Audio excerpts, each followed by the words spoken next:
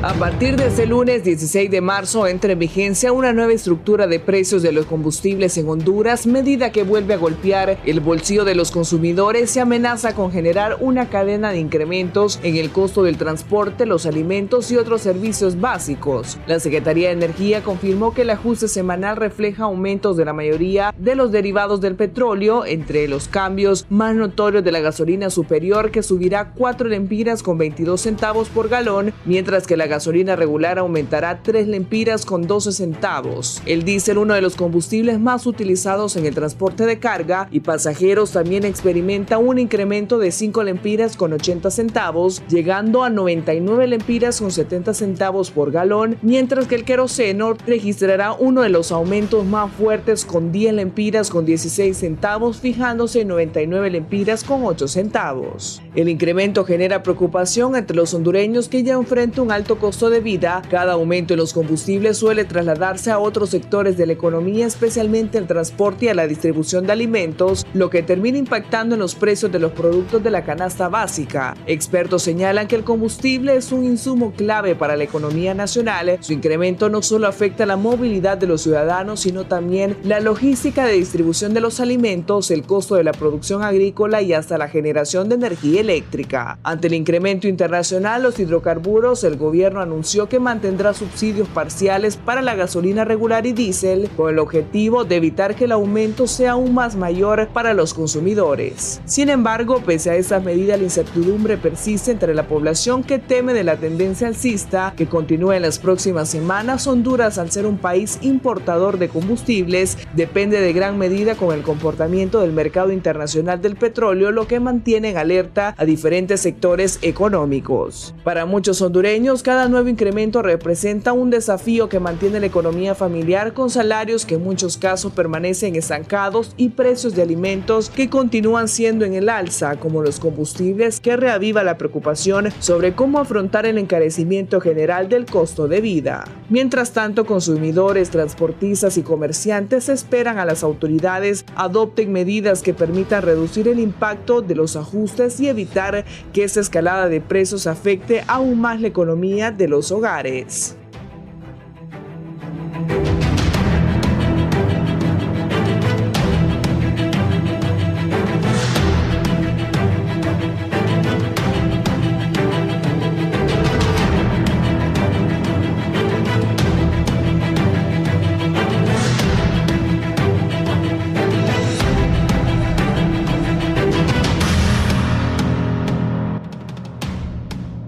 Buenos días, gracias por estar en la entrevista de Canal 11 y Radio Visión Honduras, hoy lunes 16 de marzo.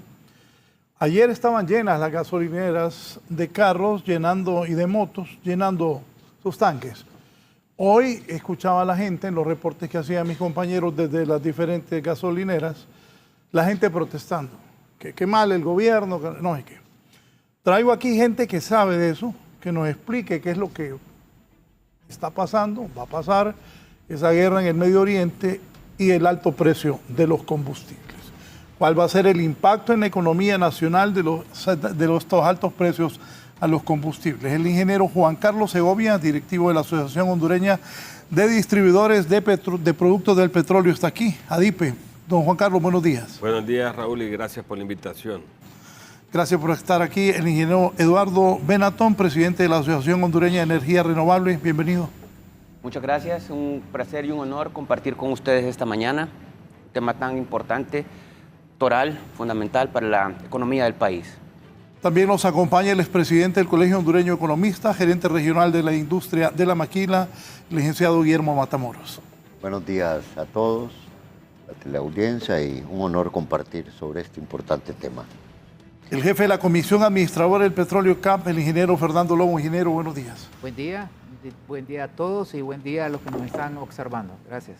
Sí. Juan Carlos, ¿qué decir? Incremento a los combustibles, la gente protestando, la economía del país, ¿cómo está esto?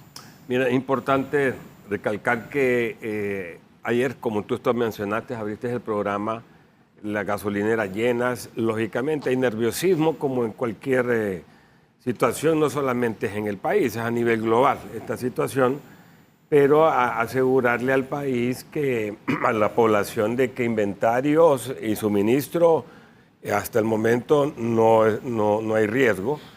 Tenemos combustible, de hecho hay una ley que garantiza un inventario de 8 días y definitivamente eso es importante aclararlo. La alzada de precios y la manera que se está comportando es en reacción a este conflicto entre Estados Unidos e Israel contra Irak.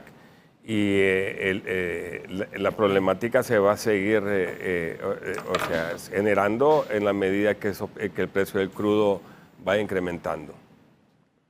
Don Guillermo, ¿qué tan fuerte será el impacto en el bolsillo del hondureño de este nuevo incremento? Bueno, sí creo que tendrá impacto. Pero primero hay que dejar claro una cosa.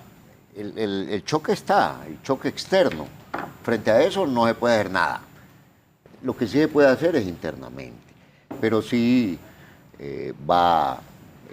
hay canales de transmisión que va a impactar en transporte, tarifas eléctricas, en el tema logístico y en la producción de alimentos, ¿verdad? Habrá que cuantificar. Yo no quisiera decir cuánto, porque ahí ya vamos a un tema Especulativo. Que puede llevar a que la gente especule, porque esa es la característica de este tema y por eso es una reacción tan fuerte. Hay una sobrereacción de los agentes económicos, entiéndase el consumidor, en los hogares. Ayer ya estábamos viendo colas, a mí me mandaron videos de colas en los hospitales, en las gasolineras.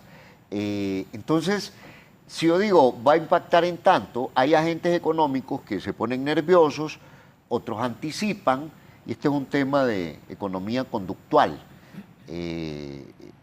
o economía del comportamiento, que los actores no son necesariamente racionales. Hay empresas que van a anticipar y ajustan precios. Entonces, por eso es importante, la reacción va a estar en función de cómo reaccionemos como país, como agentes económicos y como gobierno. Sí, ingeniero Benato. Señor. ¿Qué piensa usted de esto? Y lo que él está diciendo, cuando dice ajustan precios, entiendo yo que de repente ya viene incremento, gente pensando ya... Claro. Sí, definitivamente, como hemos venido mencionando, este es, digamos, una crisis de orden internacional. Se debe pues a estos fenómenos geopolíticos que, como estamos hablando antes de comenzar en el programa, nosotros esperábamos que fuera a ocurrir en algún momento en el tiempo, no sabíamos exactamente cuándo. Desde la administración anterior y antes de esa habíamos venido apuntando que una de las ventajas que tiene el país son sus recursos renovables y que había que hacer énfasis antes de que ocurriera una crisis como esta, que nos obliga prácticamente a desempolvar los planes que tenemos, poner las barbas en remojo, a decir hubiéramos hecho esto, hubiéramos hecho el otro. el país sigue teniendo esos recursos renovables. Lógicamente no se va a poder hacer nada en el plazo más inmediato, pero lo que sí podemos hacer es empezar a trabajar para que estos proyectos que se tienen se puedan desarrollar, se puedan establecer en el país. Como previa, yo le podría decir a usted que nosotros como Asociación de Energía Renovable tenemos alrededor de 800 megawatts de energía entre lo que son cierre de estudios y cierre financiero para la puesta en marcha, de manera pues de que, al igual que el mensaje que se quiere mandar es en tanto positivo en medio de la situación crítica, el país sí tiene cómo hacerle frente en la medida de lo posible a estos fenómenos internacionales, utilizando mejor los recursos que tiene. Sí, dígame, ingeniero Lo, ¿qué piensa usted de esto? Ok, la situación actual es... ¿Y cómo debe manejarlo el gobierno?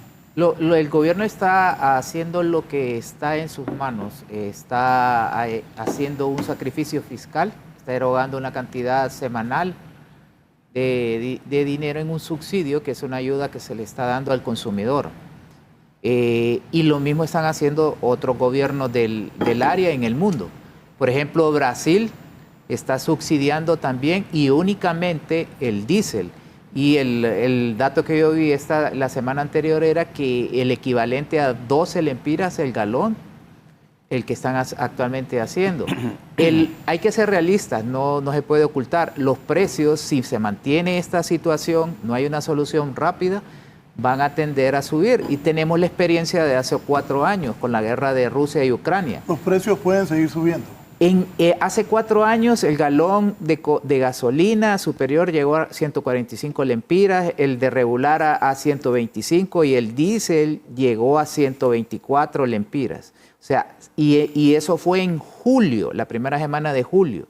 Cuando empezó la guerra, hace 4 años, el 24 de febrero. Entonces, es una bola de nieve que nadie sabe hasta dónde puede llegar. No, la esperanza, la idea, todo lo que se maneja por analistas en el mundo, es que esta guerra puede durar 2 semanas más. Eso es lo que se espera.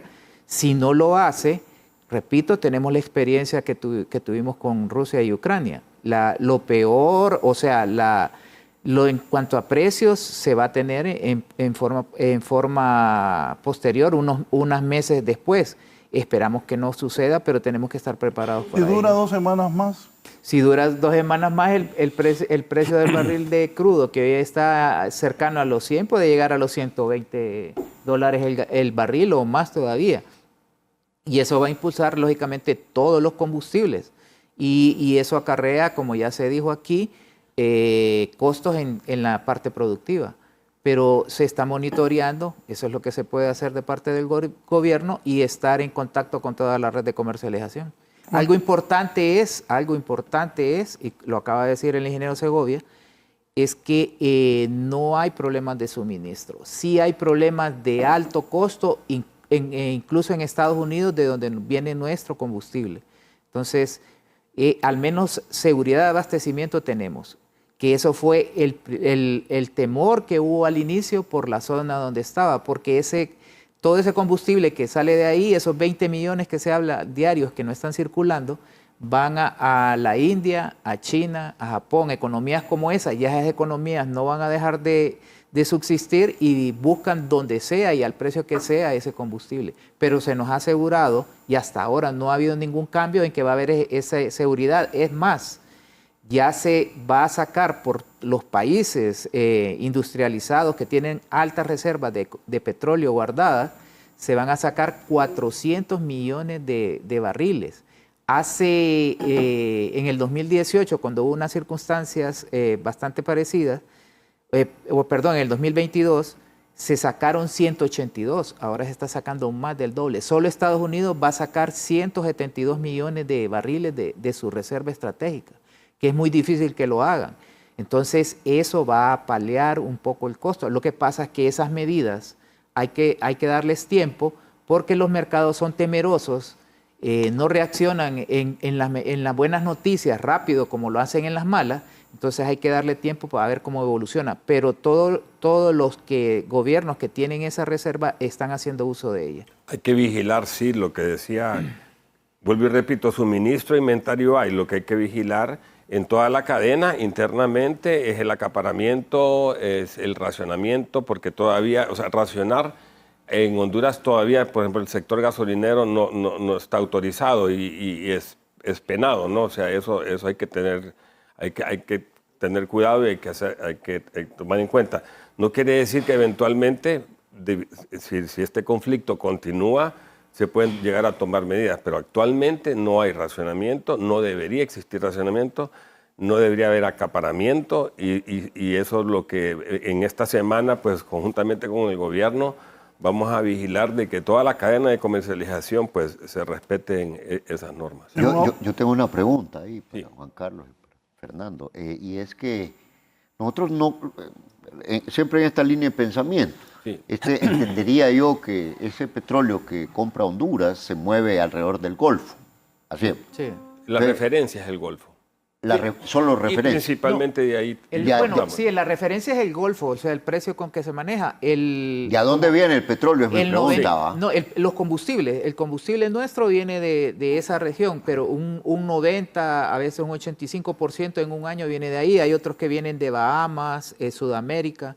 Lo cual no nos impacta por el tema del estrecho de Hormuz. No, Lo que sí es que puede haber incentivos para que Pero hay presión, pues. acá se vaya para allá. Al no ¿verdad? haber allá, claro. Es como hace 4 años que pasó, al bloquear económicamente a Rusia por esa guerra, Estados Unidos se comprometió con los países de Europa a suministrarles combustible, sobre todo diésel, porque es el que alto consumo allá, y eso hizo que los mercados también se dispararan rápido.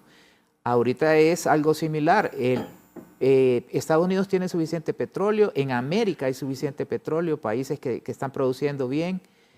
El problema es que los que se les ha cortado momentáneamente eso, buscan dónde obtenerlo. Y eso pone presión en los precios en los demás lugares. Y el precio más caro del galón es el que no hay. Eso hay que tenerlo bien claro. Ingeniero. Hay un factor que también tenemos que adicionar a la discusión. Es cierto que a toda la población de entrada lo que más les afecta es, digamos, el costo del combustible, porque es lo que inmediatamente van a sentir una gasolinera y le van a afectar su economía. Lo que quiero decir es de que tenemos que agregar un poco al tapete de la discusión es que nosotros tenemos en Honduras alrededor de 1.500 megawatts no renovables. De esos 1.500 megawatts son 900 megawatts búnker y 500 megawatts diésel. Esto pues definitivamente, como usted lo estaba apuntando, va a tener un impacto. Tenemos que empezar a platicar de cuánto va a ser este impacto y cómo se va a absorber. Y ahorita estamos entrando también en verano. En verano las hidroeléctricas van a tener menos afluencia para proporcionar esa capacidad firme que el país necesita. Los quirófanos no funcionan sin energía eléctrica. Entonces esta es una situación que pues hay que apuntar y señalarla también. Por otra parte, la tarifa que se aprobó, la última eléctrica a principios de año, era como de un 10.37%, si no me falla mucho la memoria. Y la tarifa que se pasó lo que se pasó a la tarifa fue un 4.11%. La diferencia, pues el gobierno la manejó. Yo no estoy muy seguro si la población realmente aprecia los esfuerzos que hace el gobierno cuando hace un subsidio. Pero lo que sí quiero decir es de que yo no daría por sentado de que lo va a poder seguir haciendo, porque lo que aquí estamos apuntando, lo que quiero decir más abiertamente es que deberían de haber cambios estructurales. Esto es una situación que no puede, claro, en el plazo más inmediato la cosa va a continuar así como está, pero tenemos que tener cambios estructurales en la forma en cómo se están manejando algunas instituciones.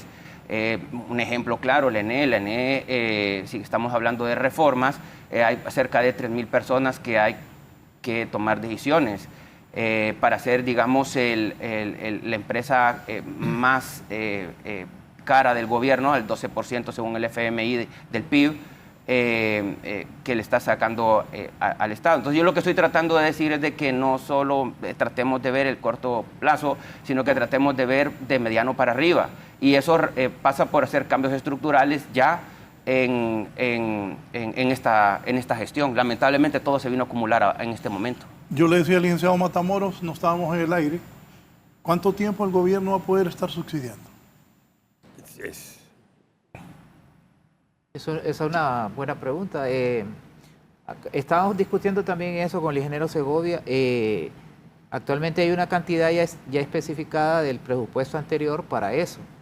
Y gracias a Dios no se hizo mucho uso de eso porque a finales del año pasado y principios de enero, debido a condiciones del mercado internacional, los precios bajaron bastante. Ahorita lo que tenemos es que subieron casi $30 en un par de semanas el precio del barril. Pero hay ese dinero ahí y se está haciendo uso de él y se va a hacer uso racional de ese dinero. Pero como se acaba de decir, el consumidor debe tener conciencia de que no es un barril sin fondo, tampoco lo que hay ahí, y que hay que economizar. No solamente por eso que acabamos de decir, sino por su propio bolsillo.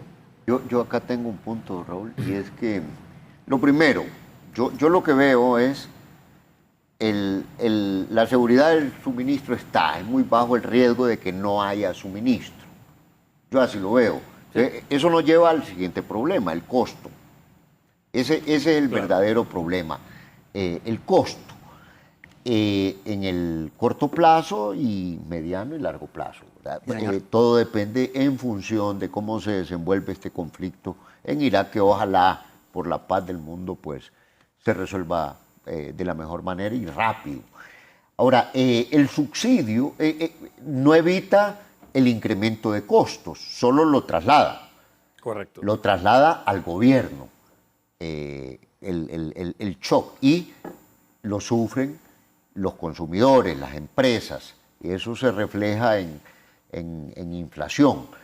Pero entonces aquí deben de haber criterios, me parece, y hemos tenido experiencias en 2022, algo creo que se debe de haber aprendido, y efectivamente así es. Lo primero, criterios, los subsidios, como muy bien decía el ingeniero Lobo, no son eternos, no pueden ser eternos, porque lo que yo destino a subsidiar acá se deja de invertir en escuelas, en carreteras, en merienda para los niños. Entonces, debemos de tener criterios. O agrega deuda. Sí, y el otro tema es de espacio fiscal, ¿verdad? No es tan fácil, solo meter.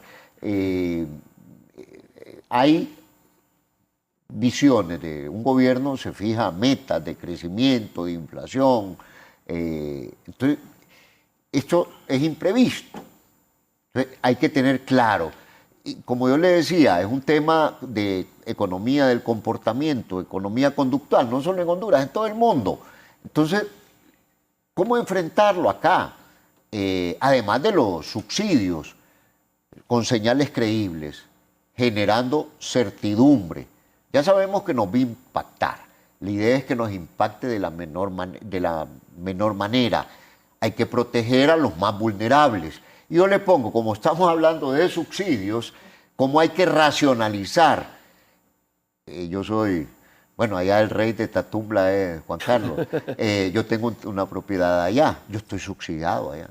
A mí me subsidian la energía eléctrica. No hay ninguna razón para que a ninguno de los que estamos acá nos subsidien. De acuerdo. Me subsidian la energía eléctrica. Igual, yo no encontraría razón para que a Raúl le den un subsidio al combustible. No tienen por qué.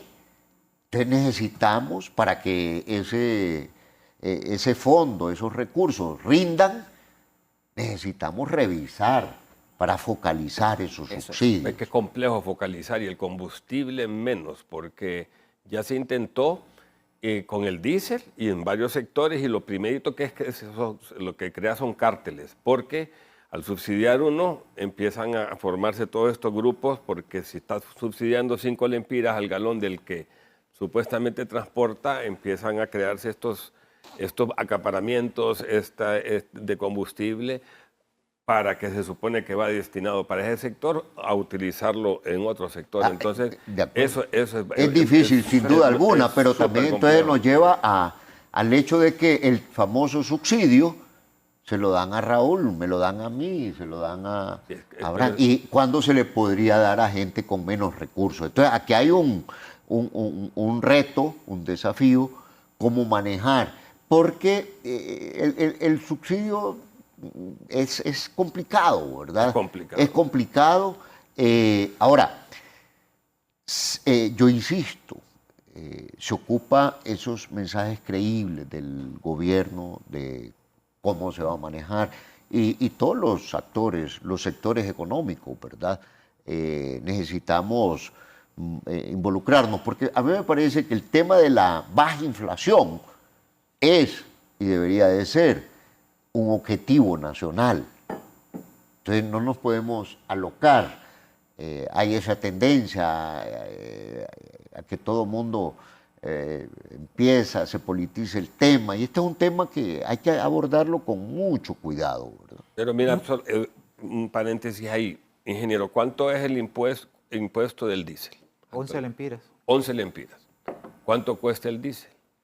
Actualmente Hoy, el 100 diésel lempiras. en el mercado internacional está a $4. Pero aquí en Honduras, 100 lempiras, ¿verdad? Ahorita se está subsidiando 5.80, ese es el 50%, o sea, del precio actual habría que subirle 5.80, ya andaría cercano a los 100 lempiras el galón. Por eso, entonces, si le quitamos el impuesto, quedaría en, si el Estado decide quitarle el impuesto 100%, 11 lempiras menos. Siempre la gente se quejaría.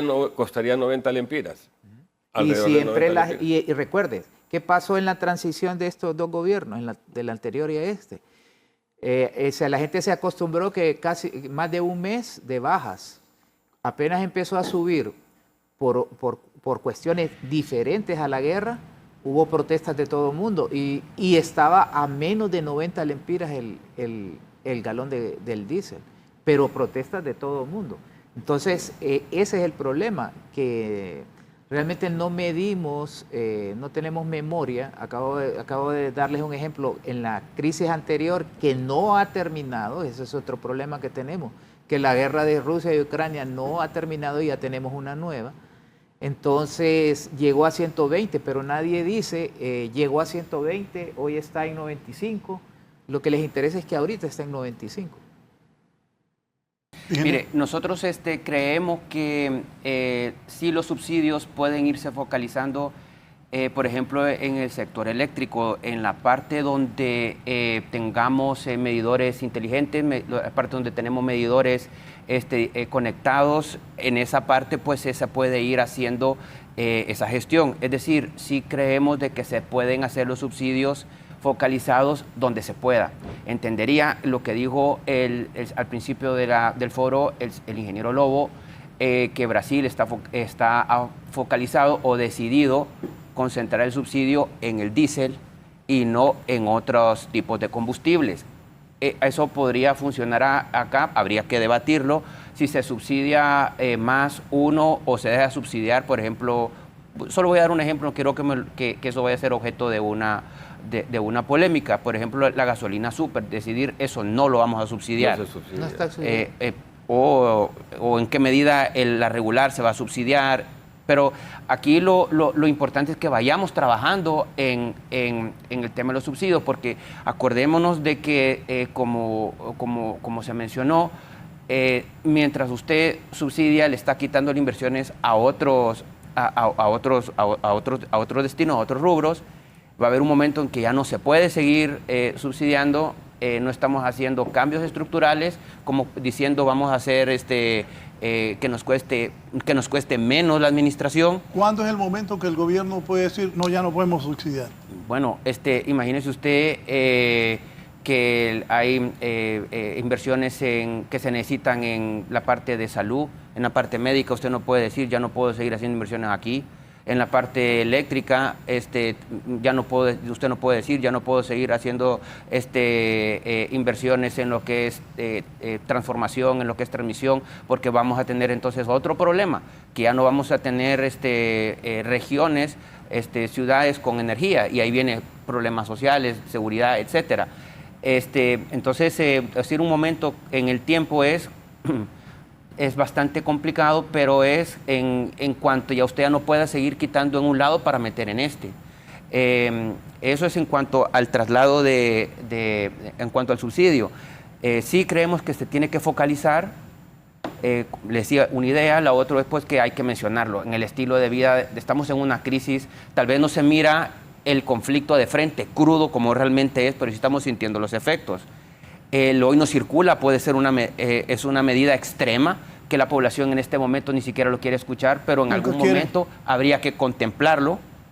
Y lo otro es también el teletrabajo. O sea, el teletrabajo es tratar de evitar que la gente circule lo menos posible. Son paliativos, uno tiende a caer mal cuando uno dice estas cosas, pero hay que mencionarlas. Es que no hay ni placas. Ojo. Pero respecto a esa pregunta. Ahorita no tienes ni placas, o sea, es una cosa Hay un déficit. para entrar en medidas diferentes, como el pico y placa, por ejemplo, que es en Colombia, en Bogotá, en grandes. Buenos días. Saludos a sus respectivos, a sus distinguidos panelistas.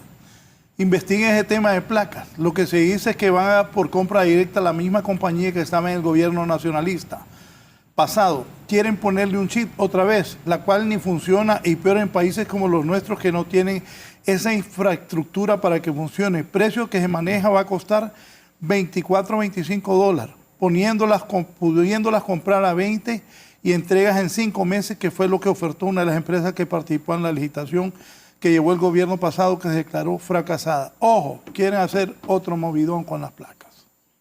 Bien. Pero el punto es cuando el gobierno ya no va a poder subsidiar. Cuando se le acabe el impuesto que tiene, o sea, si en 2 o 3 semanas el diésel no se va a poder seguir subsidiando con ese valor, porque ya pasarías a la barrera de que ya tras el costo, que ya prácticamente no puedes. Aquí es un tema de espacio fiscal. ¿Qué Claro, tanto puede gastar el gobierno sin desordenar las finanzas públicas, verdad? Entonces, aquí hay sus restricciones. De hecho, ya están desordenadas porque el subsidiar es que del mismo pueblo las correas, ¿no? Está sacando de una parte para... Hay un límite, pues ya el gobierno tiene previsiones, pero está los ingresos que se generan, claro. Está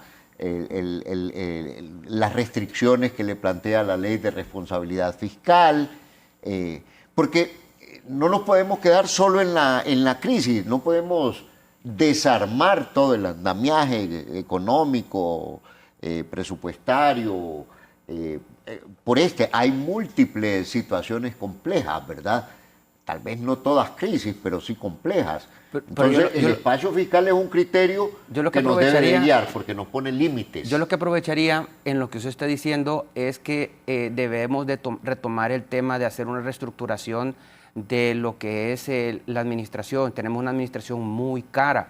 Fue incluso un tema de campaña de todos los partidos políticos, liberal, o para decirlo, liberal y nacional. Tenemos que ver cómo bajamos costos, igual que en una empresa. En una empresa te está costando producir, lo que hace es que la agarras y dices, bueno, voy a hacer una reingeniería. Y reingeniería es hacerse un replanteamiento de lo que yo estoy haciendo, y pareciera que decirlo para el gobierno es como meterse en problemas. Y creo que ahorita, que no hayamos llegado a los primeros 100 días, es el momento de hacerlo. Decía en tema de campaña, todo mundo, hay que reducir, por ejemplo, la iniciativa de la cantidad de diputados. Hoy eso ya no se sigue tocando. Estoy hablando de reducción de costos. Toqué ese tema como ejemplo, no lo quiero politizar.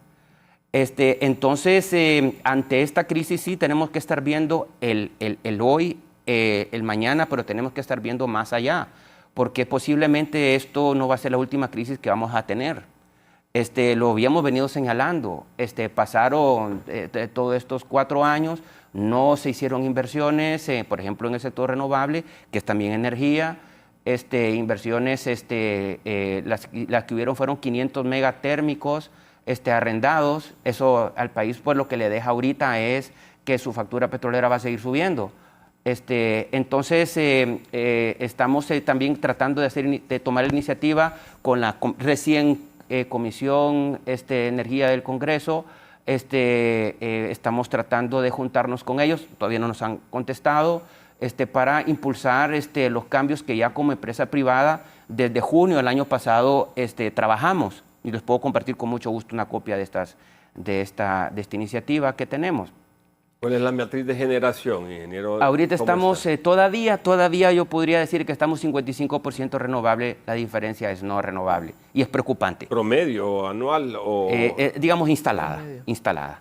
Porque acuérdese usted que tenemos energía intermitente, energía como la solar, o a veces no tenemos viento todo el tiempo, entonces es energía intermitente. Para comprensión del público que nos está escuchando, podemos decir lo que está 50 y 50. 50% generación térmica y 50% digamos generación que para hidro. efectos de la discusión sí se podría decir por qué yo lo apoyaría en ese planteamiento, porque sí el país tiene capacidad para instalar aún unos 2.000 o unos 3.000 megawatts renovables hidroeléctricos. La licitación que se estaba intentando hacer iba a dejar alrededor de, si se hubiera realizado, de un 80% más de energía térmica. No estaba configurada para que Honduras utilizara sus recursos. Y es una licitación que estaba destinada al fracaso por muchas razones que no quiero mencionar porque distraeríamos el tema central del foro. Pero aquí lo importante es que nosotros utilicemos esta señal fuerte que nos está dando, digamos, la situación geopolítica internacional, para que nosotros empecemos a hacer cambios. Uno de los cambios importantes que hay que hacer es de que, con todo respeto, nosotros consideramos que la Secretaría de Energía debería tener una cabeza y la ENE debería tener otra cabeza, y no las dos mismas, porque están digamos, tocando temas de común interés, o sea, hay intereses, conflicto de intereses. Esa es lo primero que deberíamos decir. Entonces se ocupan cambios estructurales que le permitan al país afrontar de mejor manera las crisis futuras que vamos a tener. Respecto a esa pregunta de Juan Carlos, interesante ver, sí entiendo yo que es dominante lo de energía renovable, ya. O sea, pasó la... está en términos de capacidad instalada, ahí tiene que ver... Y casualmente fue la crisis de 2002 a 2008 que tiró un precio de combustible de $148, la que originó que hubiera el petróleo. Sí, a eso es lo que quiero llegar. O sea, no todo se ha hecho mal, hay cosas que han sido bien. En un momento estuvo 60-40 y ha venido evolucionando lentamente, uno quisiera más rápido, pero eso es lo real, lo que hay. Entonces, sí se han hecho algunas reformas, probablemente tuvieron un alto costo, sin duda, pero las señales que se mandaron es: hay que invertir en energía renovable. Y acá nos lleva a un punto. Nosotros estamos acostumbrados solo a atender las crisis. Hoy es el uy, uy, uy, pero apenas vuelven a caer los precios, volvemos al mismo comportamiento. Entonces hay que ser consistentes como sociedad. La manera como enfrentar este tipo de crisis que se van a seguir dando en el futuro, ya se han dado en el pasado, se van a seguir dando, es reduciendo esa vulnerabilidad a los precios del petróleo. Una economía diseñada en función de menos dependencia de combustibles. Que todo es integral. Fósiles, todo es integral. Correcto. Entonces, pero hay que dar señales consistentes para eso. Lo otro, necesitamos ordenarnos, porque somos de reacción rápida solo para lo que está. Entonces, necesitamos ordenar. Una cosa, está el subsector eléctrico, está la parte de energía eléctrica, está la parte de combustibles. Entonces, ¿qué vamos a hacer con la ENE en el día a día? Porque si no nos come el día a día del ENE, por ejemplo, ¿no? Dentro de eso hay subsidios, hay que no le pagan, hay múltiples problemas. ¿Qué vamos a atender? Hay una gran oportunidad ahorita, mira, regresando a los precios de los combustibles, de que la población, el consumidor, cambie esa matriz de consumo del súper a regular. Mira, hace 2 años, Honduras todavía, un par de años, ¿verdad, Fernando? Hace más o menos 2 años. Más o menos 2 años. Pasamos de 88 octanos a 91 octanos, la regular, y eso es muy importante. RNO, que es importante saber la diferencia, que no es la misma nomenclatura que tienen en los Estados Unidos, que son 4 o 5 octanos más bajos. Allá, el que ha tenido la oportunidad de viajar, cuando alquila un carro, no le importa la gama del carro, le pone la más cara o la más barata, le pone la más barata, la que dice 87 AKI.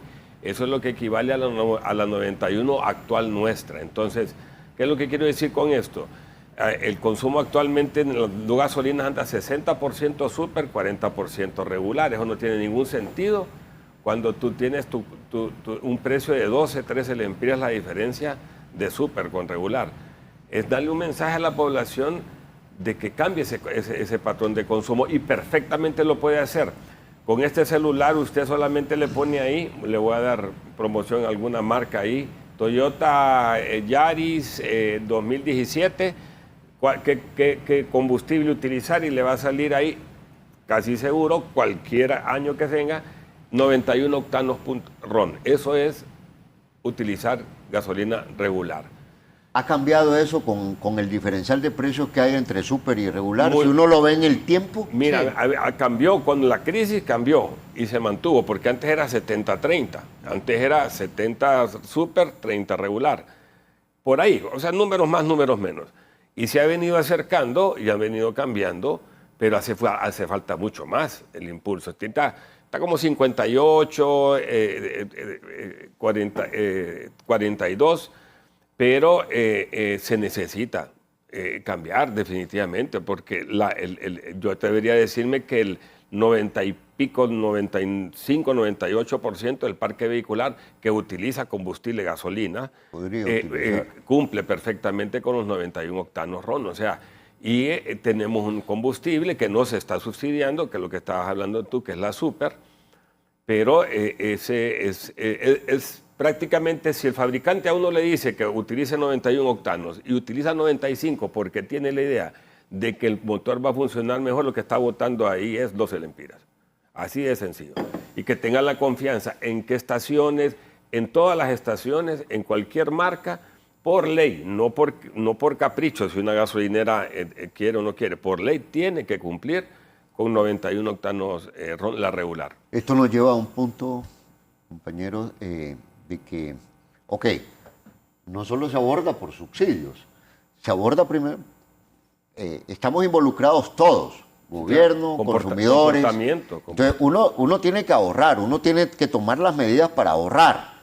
Lo otro es medidas de eficiencia energética también, ¿verdad? Que es otro tema que hay que introducir, que competen a todos. Entonces a mí me parece que como sociedad este tema de alguna manera se tiene que ordenar para adoptar un plan no solo de emergencia, sino que de aquí para adelante, ¿verdad? Está bien, hay una parte de emergencia, se adoptan esas medidas, pero necesitamos ser también consistentes con esas medidas de mediano y largo plazo.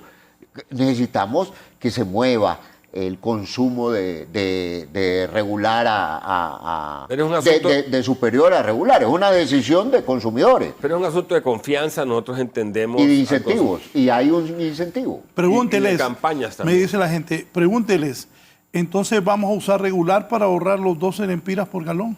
¿Sí? Claro, miren, vuelvo y repito, aquí está este aparatito ahora, le da prácticamente la solución a cualquier problemática. Mire su vehículo, si su vehículo le dice 91 octanos RON, búsquelo qué tipo de combustible utiliza mi motor, mi carro, mi cilindraje. Si le dice 91 RON, es muy importante buscar que diga RON.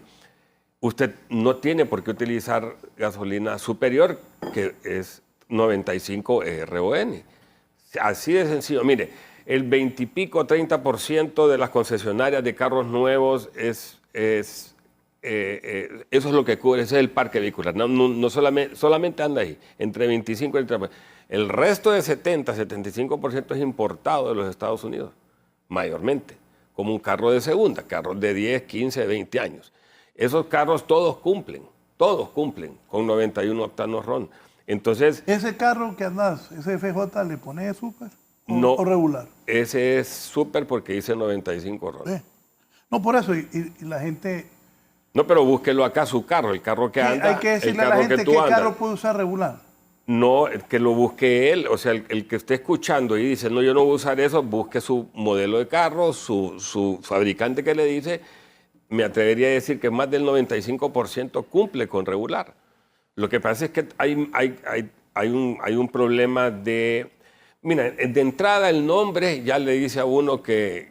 Regular, más o menos. Y es importado, es un nombre importado de Estados Unidos que regular no quiere decir lo mismo que regular acá. Entonces, o no lo entendemos así, pero... Aquí es más o menos. Y más y menos que más, pero realmente nosotros nos regimos antes de cualquier ley local, el RTCA, que se llama el Reglamento Técnico Centroamericano, es un reglamento regional a donde tenemos que cumplir.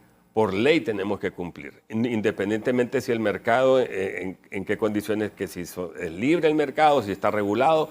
Honduras está regulado por el Estado y obligatoriamente nosotros tenemos que ofrecer como gasolineros 91 octanos RON. Mire, solo les voy a leer porque tengo que ir a una pausa y ustedes deciden ahí al volver qué contestan o no. Me dice don René Amador, él se encarga es encuestador y tiene esas cosas.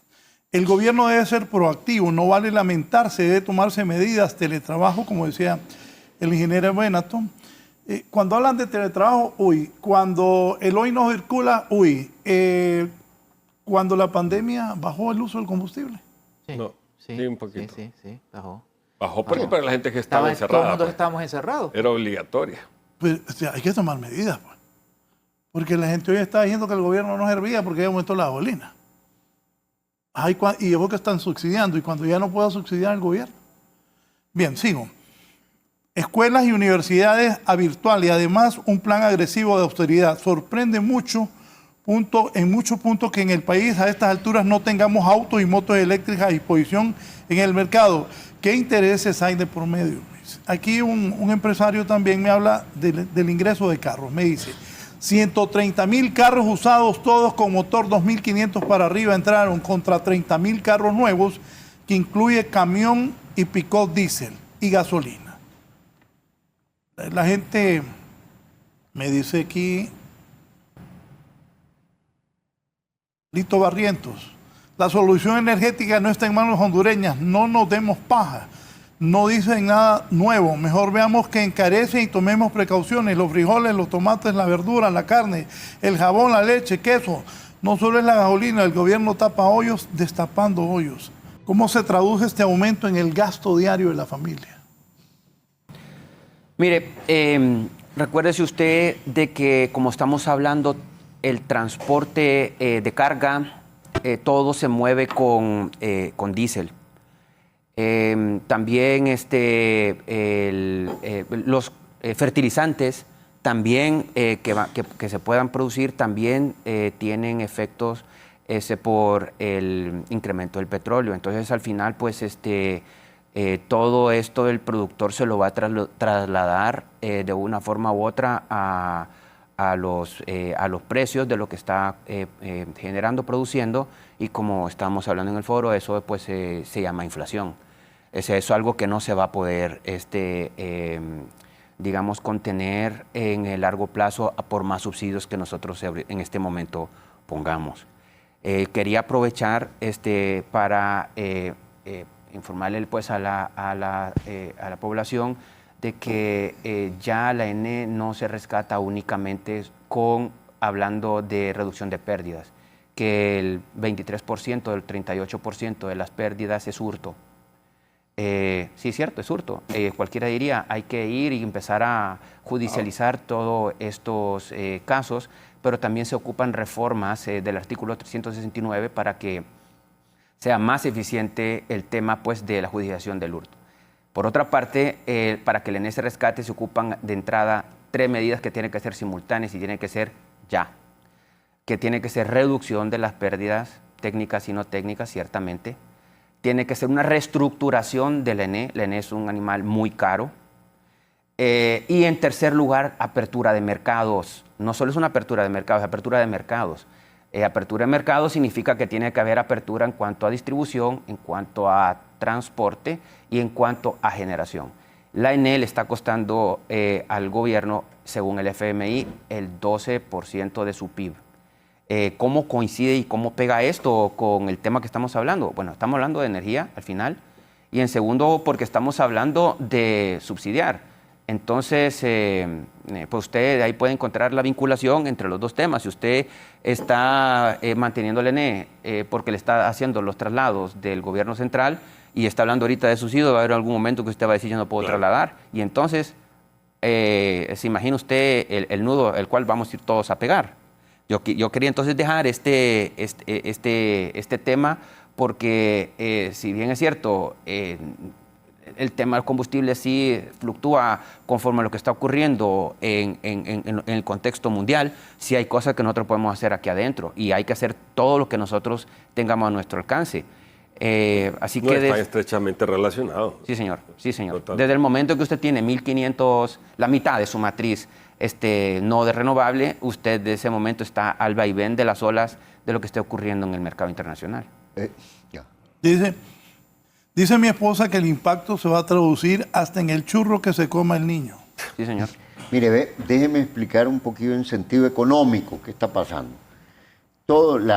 Tanto el consumo de combustibles, gasolina, diésel, búnker, como el consumo de energía eléctrica, estos se consideran bienes, servicios inelásticos. ¿Qué quiere decir esto?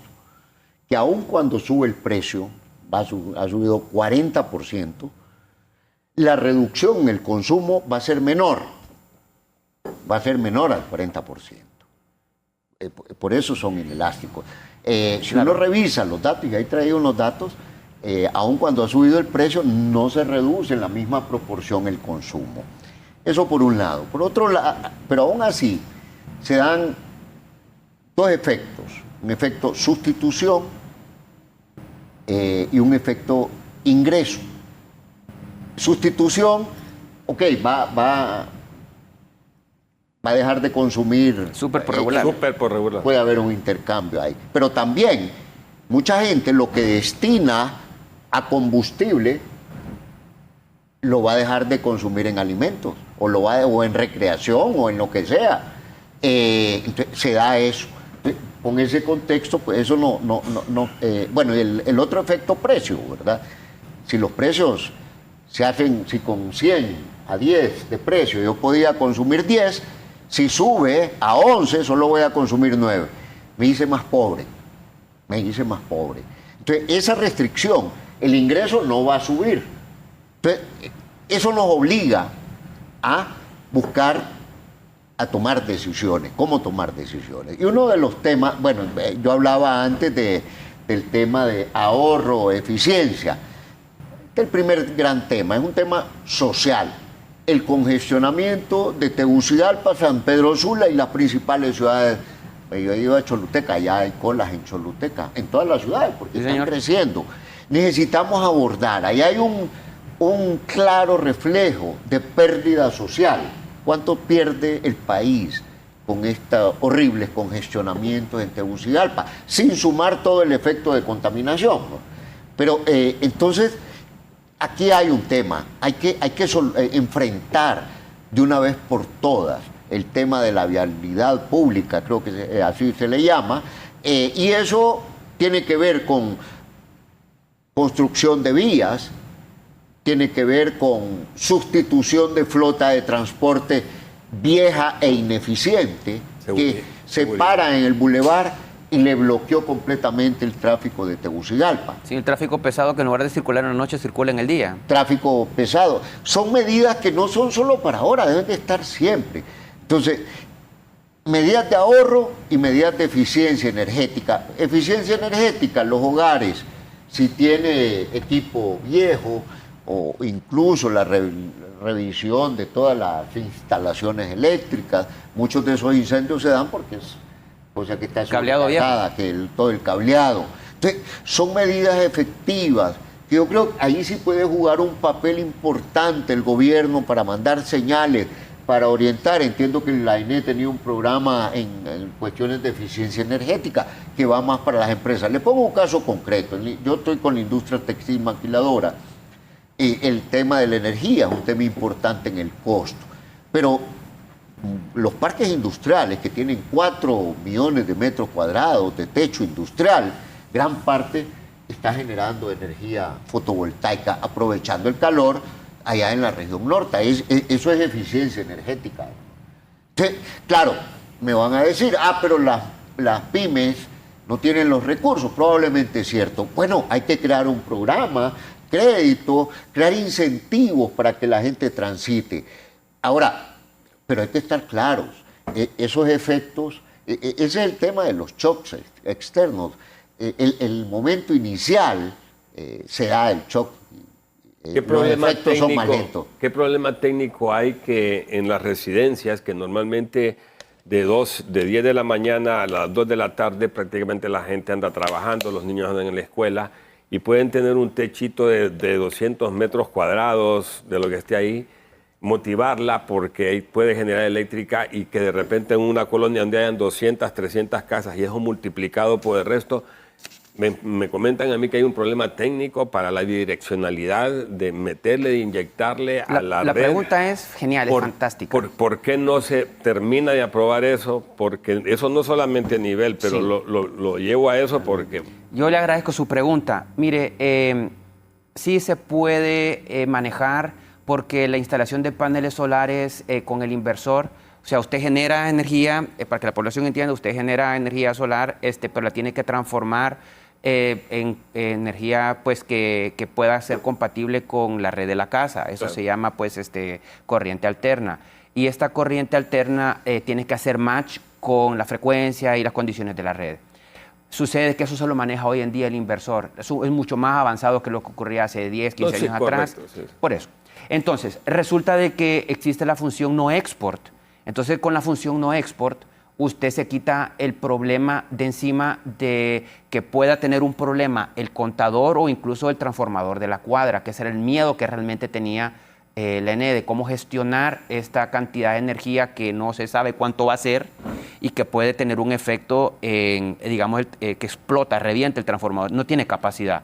Entonces, pero existen maneras. Usted dice, bueno, voy a poner la función no export y con eso yo genero únicamente para mi casa y la combino con lo que entra del ENE y eso es una manera pues de bajar costos. La ENE viene costando alrededor de 27 centavos de dólar el kilowatt hora ya con todo, ya completo. Entonces con 27 centavos de dólar el kilowatt hora usted tiene un gran rango para hacer inversiones que, por ejemplo, con paneles solares a usted le viene costando como 17 centavos de dólar el kilowatt hora. Entonces usted ya mira que tiene un diferencial de 10 centavos de dólar con respecto a lo que a usted le cuesta por efecto de las pérdidas, etcétera, comprar energía del ENE. Por otro lado, en el sector maquila nosotros tenemos un miembro que hizo una fuerte inversión, 7 megas de baterías industriales. Entonces eso significa de que yo genero con mis paneles solares, cargo mis baterías y se las entrego a la red. Pero resulta que aquí tenemos un problema que ya no es técnico, ahora tenemos un problema que es ya de gestión, de que al momento de que él está despachando su energía no es conforme a como en horas pico conforme se había planificado, sino que eso lo maneja directamente el Centro Nacional de Despacho y lo está despachando en horas no pico, haciendo que la inversión de este inversionista, pues llega a duras penas al 20% de su plan de negocios. Entonces estamos como país mandando las señales equivocadas para que la gente invierta en paneles solares que le permitan despachar y ayudar a que haya suficiente energía en el país. ¿Dónde está la traba, a precios competitivos? Ingeniero? Eso, mire, es una peloteadera entre el Centro Nacional de Despacho y la CRE. Yo creo que aquí lo que convendría es nuevamente sentarnos entre todos los actores y pues llegar a un buen entendimiento, porque no es posible que en una crisis como la que tenemos ahora estemos nosotros ayudando a que sea más, digamos, más aguda, porque no podemos dejar las cosas entre nosotros claras. Si hubiera suficiente transparencia, digamos, información, yo estoy seguro que el grueso de lo que es la clase media y la clase alta estuviera ahorita instalando paneles solares. Es falta de criterios. Mira, pero es que para que la población lo entienda, porque de repente se volvió algo técnico aquí. Usted tiene el contador de su casa, por aquí están los postes de luz, entra el contador de aquí, que ahora es bidireccional, tiene que ser inteligente. Sí. Entra acá a su casa, usted consume 2.000 lempiras al mes. Pero si usted hace una inversión a donde debería venir una política de Estado que tenga paneles a costos, o sea... Que le quite los impuestos de importación, por ejemplo. Usted en su casa no está de 10 a 12, está generando energía, no la está consumiendo, y esa energía viene y regresa por el contador, y lo que hace el contador, para explicarlo, le da vuelta al disco al revés. Así es. Así es, prácticamente, Así es. y inyecta usted al sistema. Entonces, en vez de pagar 2.000 lempiras, la ENEL le da, o el ente regulador le da un crédito y paga 1.500 lempiras. Ahí multiplica eso, por decir algo, un ahorro de esa vivienda a nivel, te imaginas, Tegucigalpa, a San Pedro Sula, lo que eso representaría. Aquí son importantes los incentivos, el tema de los impuestos o financiamiento para ese tipo de cosas. Esto es a nivel residencial, pero si después te vas a otros sectores, a gente con fincas, a gente que tienen áreas mucho más con sistemas amplias, de bombeo, con temas de eso, y eso es importante, que yo siempre me he preguntado que por qué esto no termina de... Porque estamos en esa discusión terrible desde hace mucho tiempo, claro, que no nos permite adoptar medidas concretas que permitan reducir las pérdidas, que permitan incentivar este tipo de programas, porque hablamos mucho lero, sí, y claro, no se toman las decisiones. Les quiero leer esto. Buenos días, saludos a los distinguidos panelistas. Cada vez que hay guerras en Medio Oriente regresamos a estos foros. Cierto. Escuchen, me parece bien pensado. Estos foros, siempre hay soluciones importantes y excelentes ideas. En un país no productor de petróleo, el impacto del aumento es directo a los costos de todos los productos.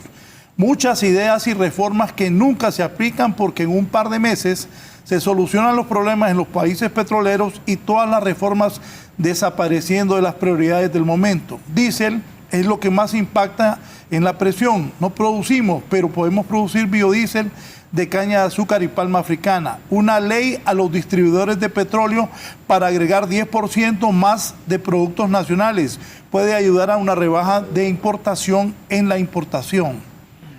Reactivando e incentivando la producción nacional. Energía renovable es importante, pero como aquí no se puede hacer nada porque el sol, el viento y el agua de los ríos es patrimonio nacional, los gobiernos incompetentes y los privados satanizados seguimos dependiendo de los problemas mundiales. Saludos a don Guillermo Matamoros, una mente brillante. Don Eduardo.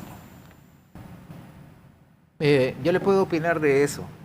Verá, hay en el periodo anterior del Congreso se introdujo por parte de la Secretaría 2 leyes. Una para la nueva ley de comercialización de hidrocarburos y biocombustibles, que la actual ya tiene como 40 años. Hay cosas que ni existían en aquel tiempo y que ahora tenemos. Y otro era una ley para las mezclas obligatorias de etanol en gasolinas y biodiesel en el diésel. Esta última se consultó con la empresa privada y todos nos dijeron lo mismo, los inversionistas locales que iban a hacer lo de etanol y una empresa brasileña que tiene años y es la principal productora de biodiesel en aquel país. Ambas iban a invertir, pero necesitaban algo, necesitaban la seguridad jurídica, necesitaban las leyes, que es lo que nosotros tenemos mucha deficiencia. Exacto. Por lo que pasó en el Congreso no se pudo terminar eso, pero están esas leyes y precisamente estaba hasta ese 10% que se menciona. Con el tiempo se podría llevar hasta un 20%, más allá es un poco difícil. El ejemplo es Estados Unidos, que no ha pasado del 15% con el etanol, pero ya son cuestiones de los parques vehiculares que con los años se van mejorando. ¿Cuál es el otro problema que tenemos nosotros? Aquí se mencionó un parque vehicular súper antiguo, 20 años de antigüedad contra el año que tenemos, y mientras si se ponen leyes para restringir la entrada de carros antiguos, sobre todo usados, los que vienen de Estados Unidos, todo el mundo protesta, Los que importan ese producto protestan y vuelven otra vez a modificar la ley. El otro problema que tenemos es el tráfico, ya se habló aquí. Pero ¿cómo se soluciona el tráfico? O hace usted más calles, o quita carros de la calle, o le da una alternativa al usuario que tiene automóvil. Y la alternativa es el transporte público. Desde que yo estoy en estos puestos, que tengo más de 20 años, creo que se han subsidiado más de 6.000 millones de lempiras en diferentes crisis que se han tenido. Con esos 6.000 o más millones, ¿cómo se hubiera solucionado el parque vehicular? El parque, de transporte público. ¿Cómo se hubiera mejorado? Pero no se ha hecho. Creo que hay que empezar a ver los ejemplos de Estados Unidos. En el 73 tuvo una crisis, aprendieron y no les ha vuelto a pasar. Mejoraron. De ser un país, el principal país que importaba petróleo en el mundo, ahora es el productor número 1 en el mundo. Es punta de lanza con energías renovables, igual Brasil. Nosotros tenemos que tomar decisiones y vamos a ver los resultados a mediano plazo. Tiene que ser todo integral. Mira, tomando el tiempo cuando estábamos fuera del aire, que se mencionaba esto de la parte impositiva, de los carros importados, nuevos. La tecnología ha mejorado muchísimo. Mira, hace 10, 15, 20 años un vehículo normal te hacía 20 y pico, 30 kilómetros por galón. Ahora te lo duplica. Cualquier carro te hace 60, 70, 80 porque vienen con tecnología híbrida, con tecnología, pero tienen un alto costo en los impuestos. Entonces ahí lo que tú decías, Fernando, de repente hay que analizar qué impuestos le pones tú a un carro que trae de los Estados Unidos de 10, 15 años, que todavía tiene rendimiento de 30 kilómetros por galón, debería ser alto. No estoy hablando de carros clásicos, porque aquí me voy a meter en problemas con eso. Es un carro clásico, ¿no? Eso pasa más estacionado que en lo que circulando. Que circulando. Me refiero a ese carro que se trae porque no tiene alternativa de comprar un carro nuevo por los altos impuestos que tiene el carro nuevo. Pero solo con cambiar y hacer ese análisis, tu potencia es la compra de carro nuevo, porque el carro siempre lo vas a necesitar mientras se soluciona a través de otros medios de transporte. Pero eso hay que analizarlo. Eso que tú dices, Juan Carlos, es incentivos y desincentivos. Hay que incentivar el consumo. Suena duro, difícil, pero el consumo, la utilización de carros más eficientes. En la medida de lo posible, carros más nuevos. Hay que desincentivar la utilización de carros viejos. ¿Pero cómo lo haces? Yo sé, con la política tributaria, tú lo mencionaste, ¿cómo es? Le metes impuestos a carros de 10, 15 años. La matrícula, por ejemplo. Y se los quitas a los nuevos. Costa Rica tiene una generación eléctrica en un 99% de energía renovable. Es un ejemplo mundial en la utilización de recursos naturales. Sin duda. Yo creería que es mejor ejemplo Guatemala que Costa Rica en ese sentido. Tiene un mejor, digamos, mix y aparte de eso manejan mejor su política de mercado. Ahí hay mucha competencia y eso debería ser para nosotros el ejemplo a seguir. Nosotros nos asemejamos más a este tipo de configuración, a este tipo de estructura. Pero ¿y por qué es mejor Guate que Costa Rica? Porque Guatemala, digamos, tiene la posibilidad de que cualquier actor de mercado pueda ingresar. Es más competitiva, tiene un mercado mucho más abierto, más liberalizado. Costa Rica pero hay una es condición mucho más... que yo quiero aprovechar que usted mencionó. Y es que resulta de que hablando de incentivos, y eso es parte de lo que nosotros como renovables estamos también levantando la bandera, es que aquí ha habido mucha discrecionalidad para aplicar los incentivos. Como país tal vez hemos hasta cierto punto hecho buena promoción de venir en su momento de venir a invertir en el país, pero cuando te toca darle los incentivos al inversionista es cuando viene el funcionario en algunas dependencias, con todo respeto, no digo todo, funcionario, pero se forman esos embudos. Y entonces al final esos son señales de regreso que los distintos inversionistas que por ejemplo en esta licitación que se intentó hacer nos estaban diciendo, pero los incentivos ¿cómo lo van a hacer? ¿No los van a dar o va a ser siempre discrecional como la vez pasada? Entonces, si es un tema de incentivos, hay que dar los incentivos correctos. Si queremos que nos pasemos más a una matriz de movilidad eléctrica, porque también hay camiones que se mueven con baterías, tenemos que también dar otro tipo de señales donde en el país hay transparencia y donde la discrecionalidad no existe, sino que se va a aplicar con una normativa de una manera más transparente al inversionista. Llámese inversionista aquel que se compra un carro o aquel que pone un parque solar. Sobre lo que usted dice, los dos son países, Guatemala y Costa Rica, que han tomado decisiones y el problema de nosotros es que no hacemos nada. Hablamos y hablamos y hablamos. Ahora, sí, una observación con el caso de Costa Rica. También el pensar que se va a tener un 100% de matriz energética renovable, eso es una utopía. ¿Por qué? Actual es una utopía. Y le voy a poner un ejemplo. Costa Rica, en el 2023, si ustedes recuerdan, el verano que tuvimos, ¿verdad? Y en 2014 también. En el 23, Costa Rica no tenía agua para hacer electricidad y absorbió toda la interconexión que había. Eso perjudicó a los demás países, incluidos nosotros. Ahora, lo que pasa es que Costa Rica, ingeniero, cuando se dice que es el país del mundo que puede ser considerado 100% renovable, no quiere decir que es que todos lo generan renovable, sino que creo que hay un día en el año en que se van 100% renovable. Pero ellos tienen su balance energético. La cuestión con Costa Rica es que también influye la parte de vender al país por la parte turística y la parte ambiental. Claro. Entonces, eso es muy bueno. Lo ideal es tener un balance adecuado entre lo renovable, que sí estoy de acuerdo debe ser mayor, y la parte de hidrocarburos. Ahora, sustituir el búnker por combustibles más limpios como el gas natural, el GLP, yo creo que es una medida también bastante adecuada. Sobre todo que estos dos últimos, comparados con el búnker, son mucho más baratos. Entonces ahí hay no solamente un ahorro fiscal, un ahorro de divisas, sino que también una contribución al ambiente, que nosotros estamos un poco atrasados en cuanto a esa parte, con los convenios que hemos firmado. Yo creo que en general es de hallar el balance adecuado y lo bueno es que tenemos ejemplos. Como ustedes dicen, el problema es que solo en estas crisis nos sentamos a hablar de esto.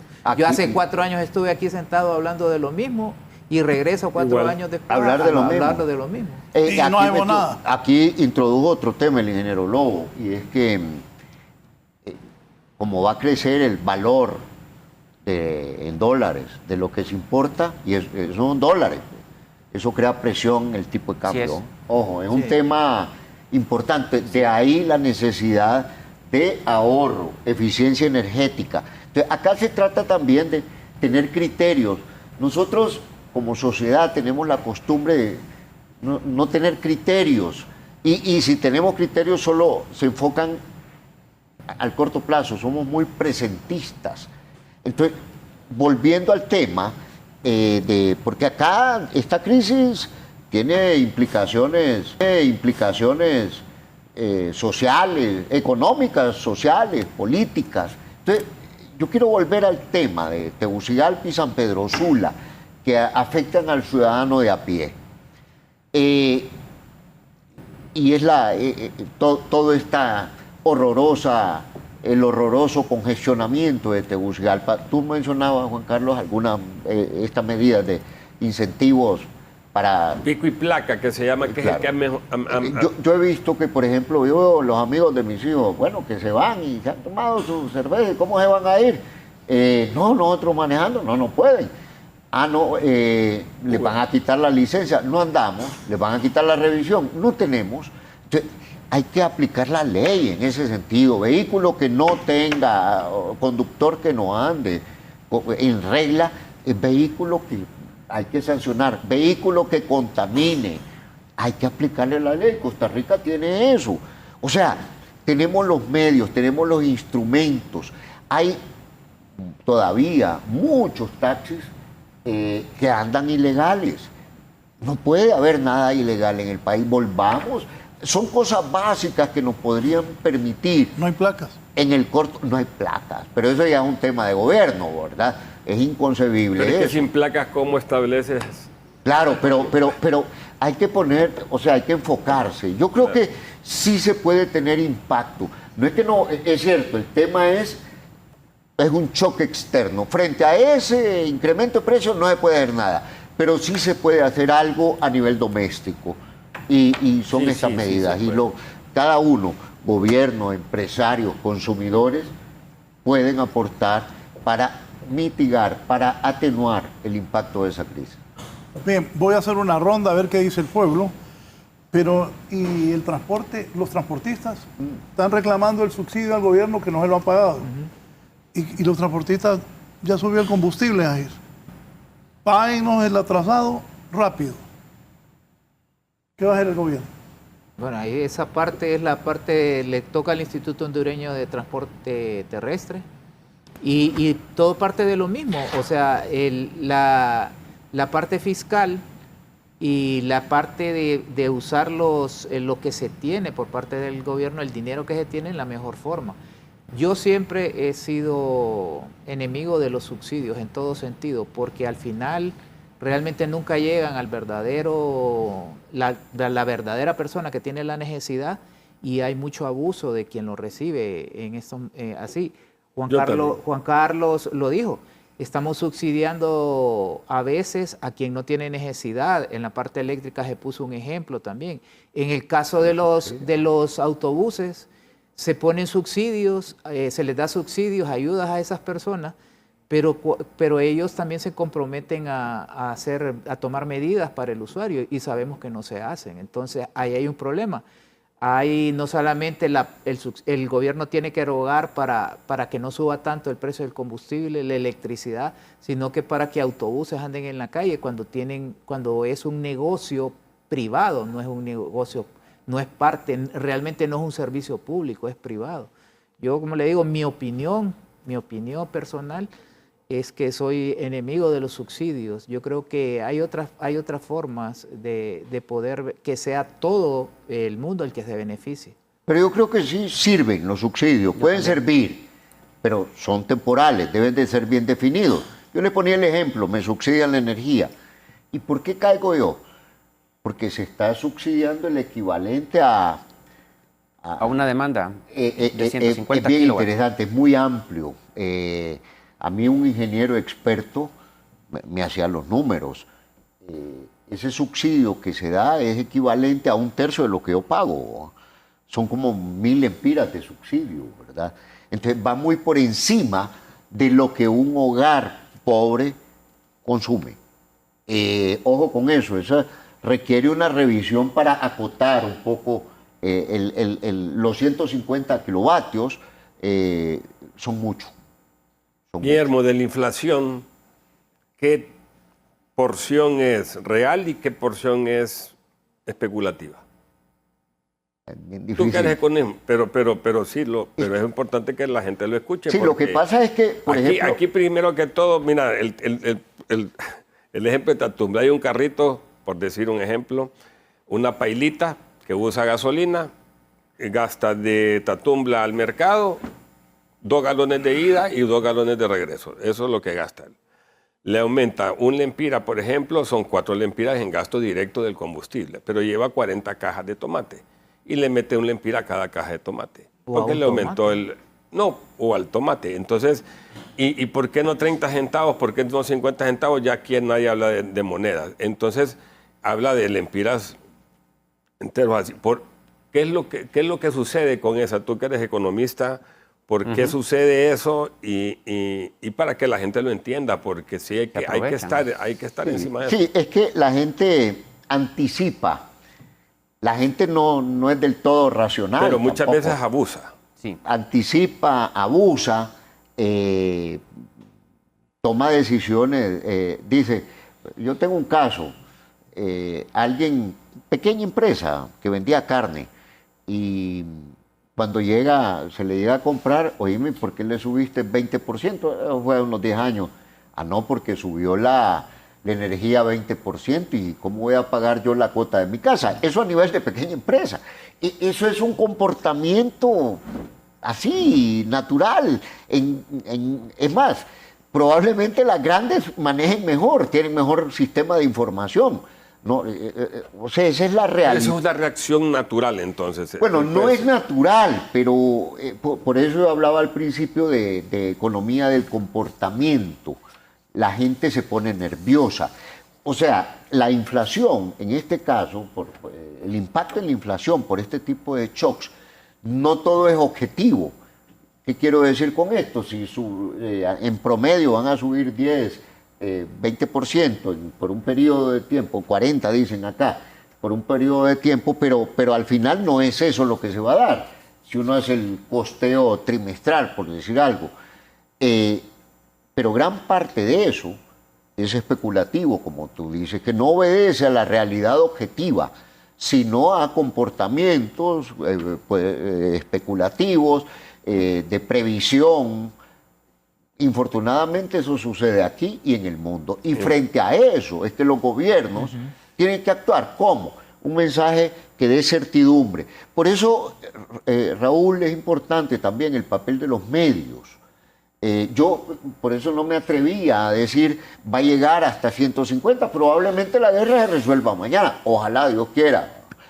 Entonces, porque si uno dice hay que tener cuidado, va a subir hasta 150, está mandando un mensaje. No, hay factores atenuantes de esta crisis, aunque no son de mucho impacto, los envíos de Venezuela que ya empiezan a subir. Aunque no cubren todo el tema. La crisis no es de escasez todavía, hasta ahora. Ojalá que no. Es puro especulación. El precio está determinado por el ruido que hay, por el temor, por el miedo. Mira ahorita cómo está. Nosotros cerramos a $98 el viernes pasado y ahorita está a $93.44. Ya cayó un $3 y pico. Baja un poquito. Ayer estábamos mencionando en otros espacios de que los precios que estamos viendo, estas alzadas, se pueden estabilizar siempre y cuando estos valores se mantengan del crudo a nivel internacional. Eso es un mensaje que hay que darlo. O sea, ¿cuándo va a parar?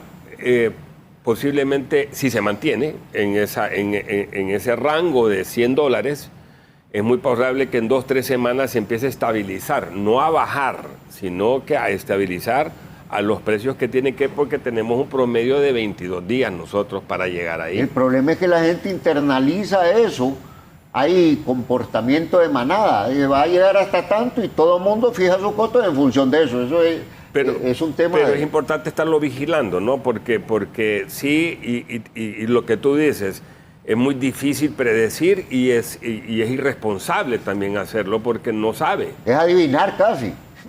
O sea, eso sí. Hay una arista que yo quisiera agregar a la discusión y es que el costo, ya antes de la crisis, el costo de fletes internos en Honduras era sumamente alto.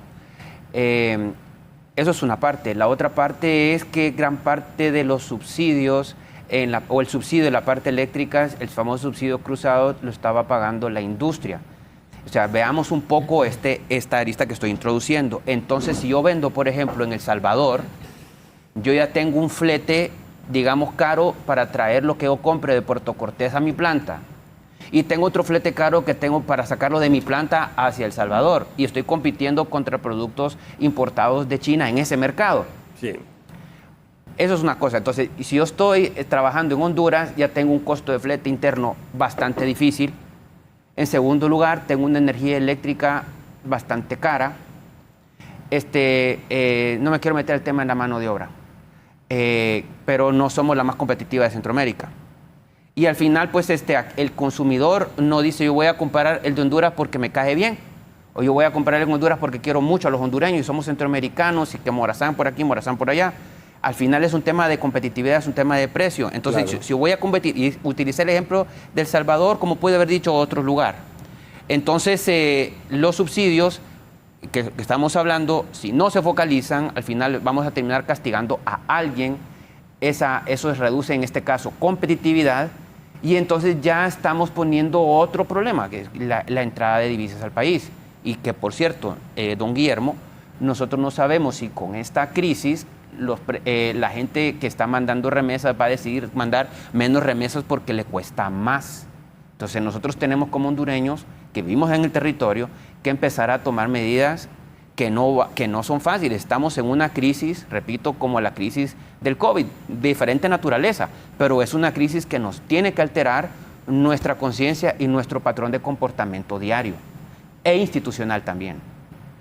Que recuerden que estamos en un mercado libre. Aquí si alguien abusa de los aumentos no vende. Estamos en oferta y demanda. El público comprador tiene el derecho de comprar donde quiere. El control de precios siempre ha sido negativo. Estamos de acuerdo. Bien, voy a hacer una ronda y una pausa. Giselle, sobre este tema de los combustibles, voy a ir con mi compañera Giselle, también está ahí. Giselle está en el Boulevard Morazán. Adelante, Giselle. Muy buenos días, licenciado Raúl Valladares y televidentes que sintonizan la entrevista a esta hora. Nos encontramos desde, una gasolinera aquí al final del Boulevard Morazán, porque ya hay ciudadanos o capitalinos quejándose por este aumento. Buenos días, amigos, estamos en vivo para Canal 11. Me llamo Julio César Flores, pero no. ¿Cuál es su opinión al respecto a este aumento del combustible? No me reservo, culpa de nosotros mismos. El llamado que usted le hace a las autoridades. Me reservo. Sabemos que es un problema del Medio Oriente que vendría por este caso. Mentira. Si no, el gobierno pasado hubiera hecho lo mismo con la guerra que había entre Rusia y... ¿verdad? Ahí. Okay. Bueno, vamos a seguir aquí tratando de interactuar con algunos capitalinos que ya se vienen a esta zona o a esta gasolinera a poder abastecerse de este insumo tan necesario para poder, conducir de manera... Buenos días, amigos, estamos en vivo para Canal 11. ¿Cuál es su nombre? Claudio Rivera. Claudio, ¿cuál es su opinión al respecto de este aumento? Pues la verdad, yo creo que eso va por lo que es el conflicto que hay, ¿verdad? Y por eso son los aumentos. Entonces, no sé si es exagerado, porque sí, la verdad ha incrementado lo que es el barril del crudo, según la información que he escuchado. Entonces, va acorde con eso, mi opinión. Sabemos que es algo necesario para todos. Bueno, usted en este caso que conduce, ¿cada cuánto viene a abastecerse? Cada 8 días, sí. Un golpe tremendo al bolsillo. Bastante. La verdad que yo antes, por ejemplo, ahorita en este carro, lo más que se llenaba de combustible era con 1.600. Ahorita el aumento, si se fija, son de 300 lempiras, más o menos, para el aumento para llenar el tanque de este carro. ¿Un llamado que usted quiere hacer a las autoridades? Buscar los mecanismos para reducir un poco el costo del combustible. Sí. Gracias, amigo, feliz día. Bueno, hemos escuchado algunas declaraciones de capitalinos que ya se demuestran bastante preocupados y sobre todo alarmados ante este incremento en el combustible. Sabemos que se ha dado cada semana se está aumentando. Ya para finalizar vamos a interactuar con un amigo aquí. Buenos días, amigos, estamos en vivo para Canal 11. ¿Cuál es su nombre? Doni López. ¿Cuál es su opinión ante este incremento en el combustible? No, ahí no podemos hacer nada. El Medio Oriente es el problema ahí de todo eso. Y los conflictos que hay allá en el Medio Oriente. Es alarmante, o sea, preocupante, porque es un golpe bastante fuerte a los bolsillos. Eso sí, porque todos lo sentimos aquí a nivel nacional, pero ahora a nivel mundial no sé si lo están sintiendo también ya. Solo eso le puedo decir. ¿El llamado que usted le hace a las autoridades? No, ahí no le podemos decir nada, porque para mí mejor me hago el de vista gorda, como ellos lo hacen también. No hay problema en eso. Nosotros siempre tenemos que seguir para adelante, siempre. Gracias, amigo, feliz día. Bueno, hemos escuchado algunas declaraciones, licenciado Raúl Valladares, en torno a este aumento en el combustible. Si usted no tiene consultas, yo retorno hasta los estudios principales, pero antes vamos con nuestra compañera Gisela Calix, desde otro punto de la capital. Así es, buenos días, Giselle, y a los televidentes de la entrevista. Nosotros estamos ubicados en el Boulevard Suyapa, en una de las gasolineras que opera aquí en este sector. De inmediato vamos a consultarle a la ciudadanía sobre estos constantes incrementos al combustible. Buenos días, ¿qué piensa de estos aumentos a los combustibles? No, que es una barbaridad. Todas las semanas lo mismo. Y según internacionalmente no ha subido pues el precio del petróleo. Entonces no se sabe aquí por qué tanto aumento cada semana. Usted que lo vemos que anda en un vehículo pesado, ¿cuánto consume de combustible a la semana para movilizarse? Más de como 20.000 lempiras, 15.000. ¿Y anteriormente cuánto utilizaba? Durante lo que va de este año, cuánto ha incrementado su costo? Como unos 7.000 lempiras más. ¿Hace algún llamado a las autoridades? No, que regulen los precios, regulen la manera pues de que no va a aguantar uno tanto aumento. Bien, muchas gracias. Vamos a continuar indagando con los ciudadanos, los conductores que en ese momento están viniendo a realizar el abastecimiento de combustibles aquí en esta gasolinera. Buenos días, joven. Cuénteme, ¿qué opina de estos constantes aumentos a los combustibles? No, últimamente hay que ya darse por vencido, ya están los precios aumentados. Sí. Bien, muchas gracias. Es lo que opinan algunos de los conductores que a esta hora del día están realizando, llenando sus tanques de combustibles en este sitio. Hay que recordar que ayer también las gasolineras estuvieron bastante colmadas de personas que estaban aprovechando el precio anterior. Pero de inmediato vamos a dar paso a nuestro compañero Gerardo Ramos hasta un sitio de la ciudad de San Pedro Sula en el norte del país. Adelante, Gerardo, buen día. Muchas gracias, Gisela, muy buenos días, qué gusto saludarlos a esta hora de la mañana desde la ciudad de San Pedro Sula. Nos hemos desplazado hacia el anillo de circunvalación. Hemos podido notar en un recorrido que realizamos en las diferentes gasolineras de la capital industrial del país la baja afluencia de personas que están buscando combustibles en las gasolineras. La mayoría de los ciudadanos aprovecharon el fin de semana para no toparse con ese aumento el inicio de esta semana. Vamos a mostrar en imágenes la poca cantidad de personas que están llegando justamente a las gasolineras aquí en la ciudad de San Pedro Sula, y condiciones similares usted va a encontrar en cualquier gasolinera que está distribuida a lo largo y ancho de esta ciudad. Pero vamos a dialogar con algunos ciudadanos en torno al incremento de los precios de los combustibles. ¿Qué opinión le merece? Muy buenos días. Buenos días, joven. La situación está un poco difícil. Creo que el gobierno debe de buscar maneras para ver si puede hacer cómo regular todo esto, porque no vemos mejora, todo va para arriba, cada semana está subiendo más y es complicado, así con uno, con familia, con necesidades y con tantas cosas que hay que pagar en casa. Ya estamos pensando ni andar en bus, porque está la delincuencia por otro lado, está socando y apretando un poco difícil. ¿Usted viaja constantemente a alguna otra ciudad cercana a San Pedro Sula? Sí, me movilizo desde La Lima todos los días a San Pedro y viceversa. ¿Cuánto aproximadamente gasta usted al mes? A la semana, y este carro que es económico, estoy gastando más de 2.000 lempiras a la semana. Métale la pluma al mes, más las escuelas, más la comida, o sea, ya no sabemos qué vamos a hacer. ¿Qué llamado podríamos hacerle a las autoridades gubernamentales? Que busquen una forma, una manera de ver cómo se regula esto, porque está un poco complicado eso. ¿Cuál es su nombre, amigo? Nahum Valladares. Nahum, muchísimas gracias. Bueno, vamos a seguir buscando reacciones en torno a esta situación. Joven, ¿qué tal? Muy buenos días, estamos en vivo para Canal 11. Su opinión en torno al incremento de los combustibles. Es alarmante, ya no se puede vivir. Honestamente, sube los combustibles, sube la canasta básica, se dispara todo. ¿Qué llamado podríamos hacer a la autoridad? Que pongan cartas en el asunto, porque estamos viendo que sí, los problemas con el Medio Oriente sí nos están afectando. ¿Cuál es su nombre, amigo? Samantha Velázquez. Samantha, muchísimas gracias. Bueno, la información que les puedo compartir desde la zona norte del país a esta hora de la mañana. Escuchamos algunas opiniones de los sanpedranos en torno a la fluctuación de precios, de los combustibles en nuestro país.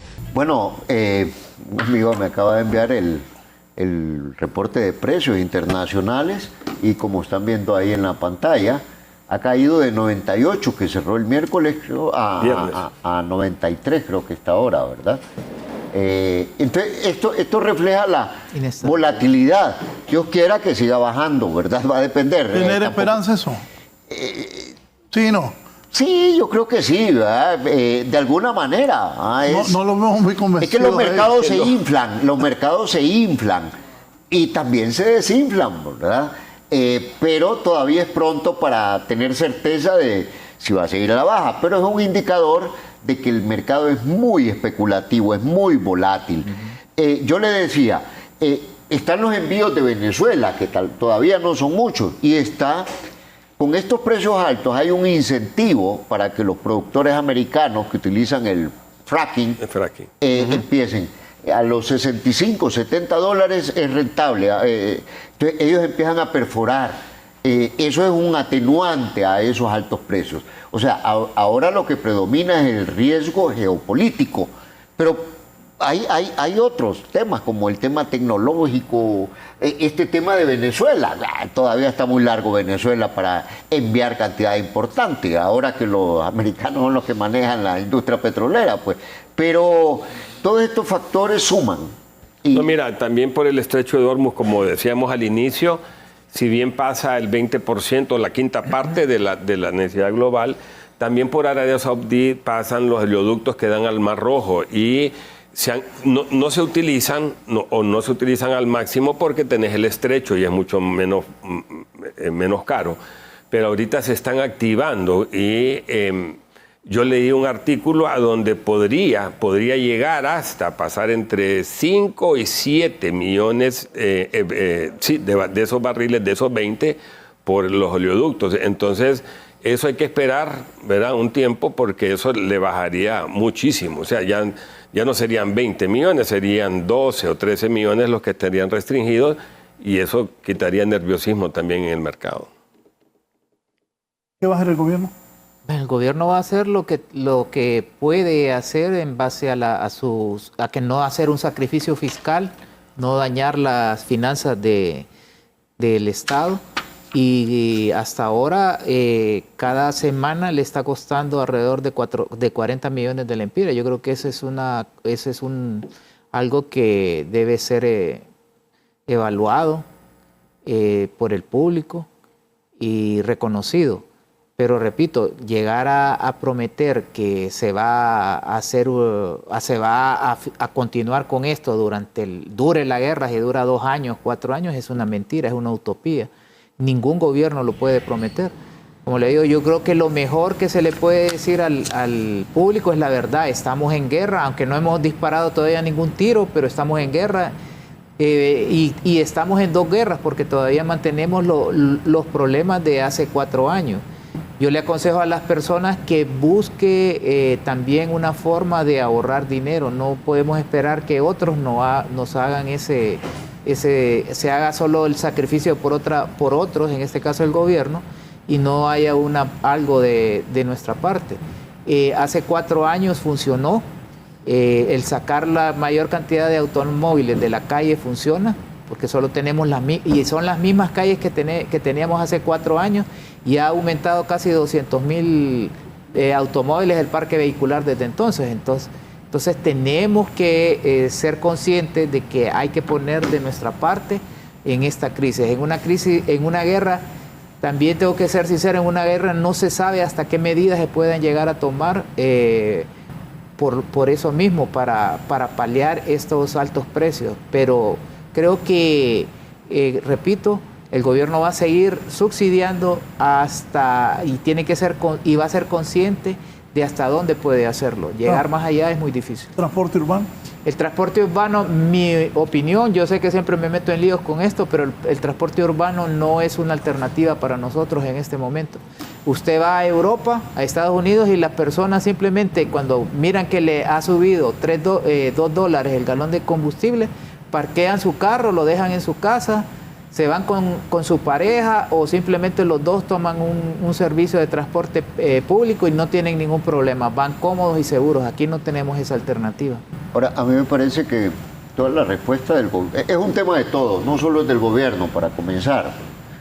Pero bien, deben de haber criterios. ¿Y cuáles son los criterios que deben de guiar la toma de decisiones, tanto del gobierno como los sectores? Bienestar de la población, protección de los vulnerables. Siempre hay que tener presente eso. Y en función de, el tema de manejarse dentro del espacio fiscal posible, ¿verdad? No se vaya a desarmar todo. Con esos criterios hay decisiones. Lo primero, el gobierno debe de dar información clara. O sea, si esta es la fórmula, esta es la fórmula. Medidas temporales bien diseñadas, me refiero al tema de los subsidios. Tienen que ser muy diseñadas, que sean eficaces, que sean eficientes, ¿verdad? Que sean creíbles, ¿verdad? Entonces el gobierno, me parece, tiene que comunicar bien, reducir la incertidumbre, focalizar un poco las respuestas, ¿verdad? Me parece que el tema debemos de adoptar el tema de la inflación la baja inflación como un objetivo nacional, ¿verdad? Y trabajar alrededor de eso. Si hay que dar subsidios de manera temporal, pues se van a dar hasta donde la cobija alcance, ¿verdad?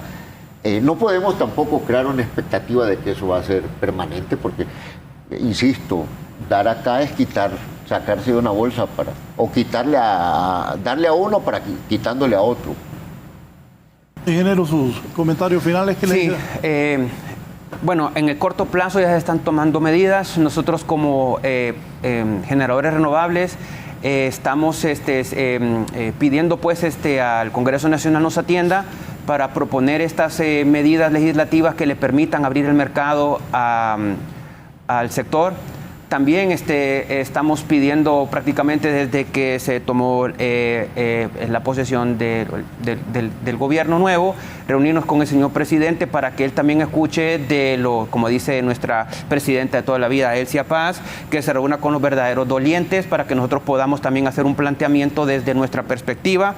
Estar escuchando solo consultores, pues es bueno, pero también creo que deberíamos de sentarnos los que estamos en el sector día a día, lo que estamos trayendo inversiones, lo que estamos tratando de que los inversionistas no se vayan del país. Déjeme comentarle, tenemos una planta, unos inversionistas de Francia que se están pensando en retirar del país. Son una inversión de 200 megawatts totalmente renovables. No quiero voltear a ver hacia atrás. El gobierno anterior no hizo pues una buena gestión en eso. Nosotros estamos haciendo ahorita, entiendo, una gestión de marketing para atraer inversiones. Estas personas tienen más de 2-3 semanas de estar esperando hacer sus reuniones. Entonces mi mensaje sería de que nos empecemos a juntar, que no hagamos un gobierno, no cometamos el error de ser gobiernos estratosféricos, sino que ya más en el campo de las acciones, juntándonos los verdaderos actores y que empecemos a tomar lo que han venido diciendo nuestros amigos panelistas, decisiones, tomando decisiones, juntándonos cada 4 años para volver a platicar de lo mismo, no va a ser producente. Así que mi mensaje sería, sentémonos a trabajar. Si el presidente quiere trabajar 24 horas, nosotros trabajamos 48, estamos listos para acompañarlo. Gracias al ingeniero Eduardo Benetton. Juan Carlos. Sí, yo sostengo que y reitero que el galón más caro del combustible es el que uno no encuentra. Entonces, y el que uno va a la gasolinera y le dicen no hay que cuidar muchísimo eso. Se nos ha garantizado que hay suficiente inventario, hay suficiente suministro. Sí, tengo que mencionarlo porque ante estas alzadas y ante este crecimiento de precios y que básicamente se va a dar en 2 o 3 semanas que vienen, hay que tener mucho cuidado con la especulación, con el acaparamiento y con el racionamiento. Eso hay que tener que al gobierno en toda la cadena de comercialización. Hay actores, hay revendedores, hay transportistas y hay que tener mucho cuidado con eso. Nosotros les hemos pedido a las autoridades que estemos vigilantes a eso para que no haya ningún problema, ninguna distorsión en que el combustible llegue a tiempo y que no entremos en una etapa de racionamiento que no está autorizada. Eso, reiterando lo de la gasolina regular, invitando a la población que consume. Me hicieron una consulta, que si usaban o tenían medio tanque con gasolina superior, si se le podía poner de una sola vez, perfectamente. No son 100% compatibles, no va a tener ninguna afectación, invitándolos a eso, pues, y al ahorro que cada persona tiene que tener. Yo siempre digo, aquí hay 10 lámparas, mira, 10 lámparas, la mitad de esto está generado con hidrocarburos y la otra con renovables. Hay que ahorrar en la casa. Gracias, ingeniero. No. De nuevo, algunos puntos que hay que volver a remarcar.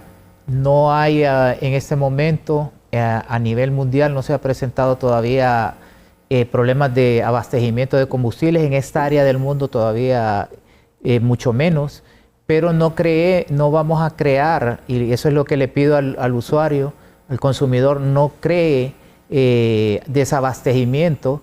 Ayer vimos colas de automóviles en gasolineras llenando tanques, tal vez no tenían años de no llenar un tanque de su carro, entonces no lo haga, porque si eso se repite, entonces sí se van a presentar, por lo menos durante algunos días, desabastecimiento, porque hay programaciones ya de entrega de barcos, de cisternas. Entonces, por favor, mantenga la calma. Y de nuevo, el gobierno está haciendo un sacrificio fiscal en cuanto a esto, pero también usted debe de tener ahorro y también aproveche ese sacrificio.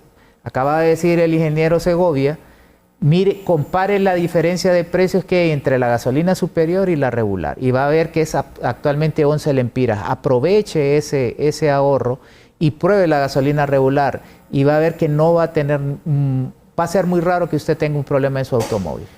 Gracias. Gracias. Con usted cerramos, don Guillermo.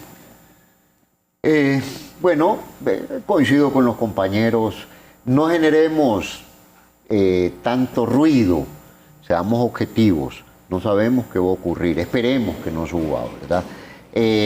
Todos debemos de tener moderación en comportamientos como empresarios, evitar el acaparamiento, la especulación, como dicen, y el gobierno, que sea claro, entender que esto no es culpa del gobierno, no es culpa del país, es la guerra, pero nosotros hagamos lo que nos toca hacer a nosotros. Claro. No esperemos milagros tampoco, ¿verdad? Pero con la esperanza de que la guerra termine y como hoy siga bajando el precio, ¿verdad? Y lo otro, quejarme de que no me dio vaso de vidrio. Le tira, ¿eh? Bueno, todavía no está en la política. Bien, gracias a todos. Así está el tema de los combustibles. Siga con nosotros aquí en Canal 11. Buenos días.